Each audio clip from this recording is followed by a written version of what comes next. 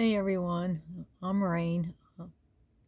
My channel's name's Rain Day Trippin' because I work full time, so on the weekends I try to day trip my travels.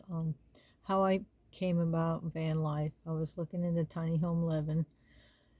Found out in Florida you cannot buy a chunk of property and put a tiny home on it and call it a residence.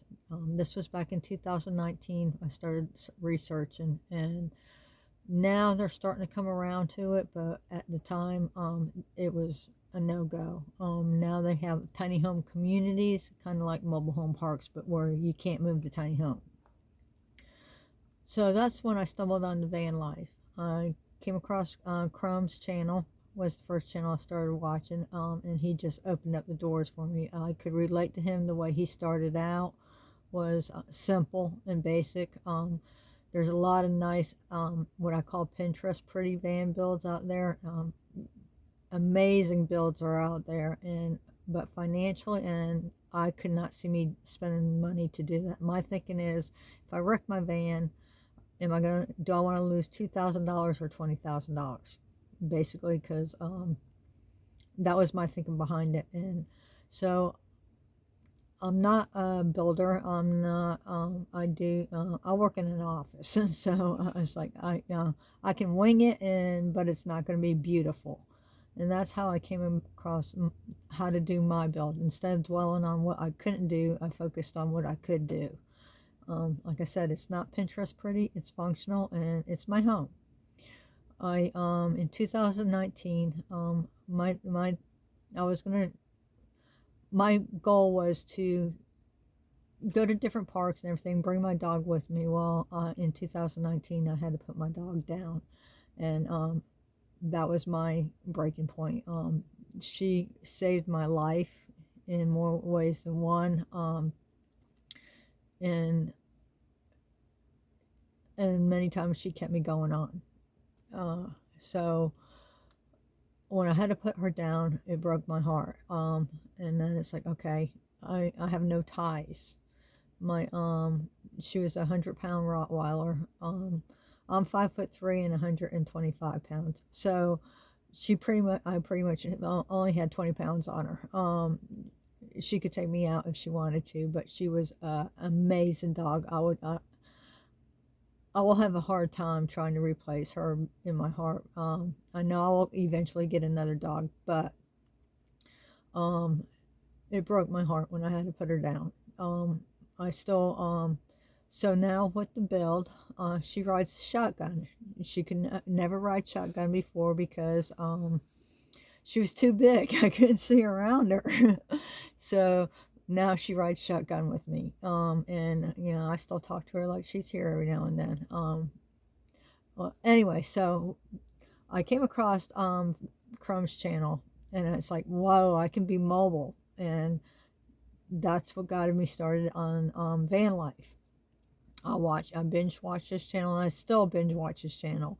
And there's a lot of other channels out there that have helped me with my build along the way. And later on, I've mentioned a couple in my previous videos, but later on, I'll probably drop their names occasionally of how I picked up things from them. But Chrome is the major one. Maddie Van Halen, Van Life Rocks, Donna Van Life, Lady Redbud is a few of them, but they're mainly the channels I watch on a regular basis. And anyway, so how I started van life, I traded my truck in, got the van.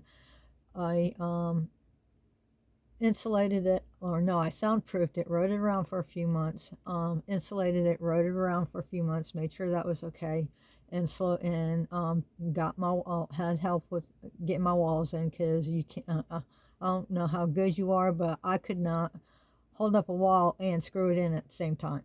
So I had help with that, but the rest of it was basically stuff I threw in here, some from my home, some from I got, just thinking outside the box of how things would fit and how things would work. In 2000, I think it was 2020, I moved into the van full time. I was going to do this. I was going to work my 40-hour week and do my living van life and save some money and get out of debt. COVID hit.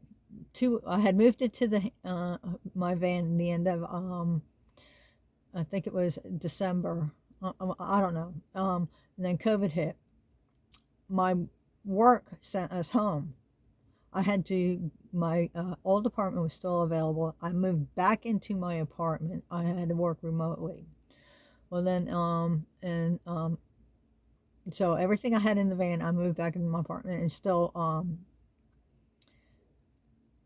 and then the end of December 2020, I had to have major back surgery. I had a fusion and a cage put in, and then after bouncing back from that, I felt great. I felt like a whole new person.